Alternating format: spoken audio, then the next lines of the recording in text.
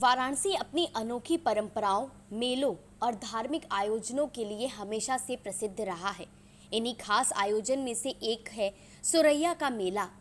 काशी के लक्खा मेले में शुमार यह मेला शहर के बीचों बीच स्थित लक्सा के लक्ष्मी कुंड पर लगता है। लक्ष्मी कुंड पर स्थित महालक्ष्मी मंदिर में 16 दिनों तक पूजा पाठ के लिए श्रद्धालुओं की भीड़ उमड़ती है।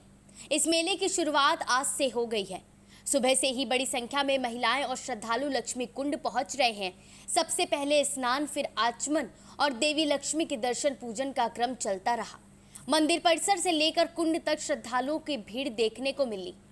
महालक्ष्मी के पूजन और व्रत का नाम सुरैया मेला इसलिए पड़ा क्योंकि यहाँ 16 अंक का विशेष महत्व है।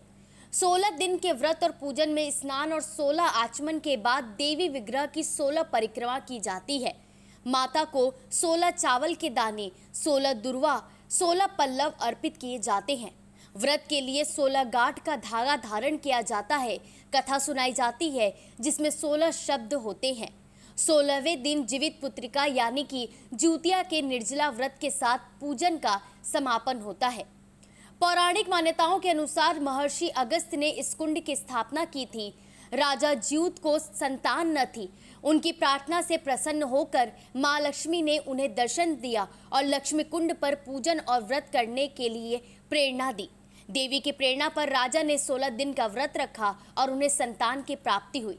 उसके बाद से अब तक यह 16 दिन का सुरैया मेला और जो कि ज्योतिया के साथ समाप्त हो जाता है, यह चला आ रहा है। मेले के पहले दिन लक्ष्मी कुंड पर व्रती महिलाओं का रेला उमड़ पड़ा। सुबह से ही स्नान और पूजन के लिए श्रद्धालु पहुंचते रहे। मंदिर में मां लक्ष्मी की आरती के समय भारी भीड़ जमा हो गई।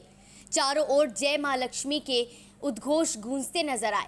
महिलाएं धागा धारण कर पूजन में बैठी और पारंपरिक गीतों के साथ माहौल भक्तिमय हो गया। 16 दिन तक कथा होता है यहाँ तालाब पर, और ऋषिकेश पंचांग के अनुसार और धर्माचार्यों के अनुसार आज का निर्णय है।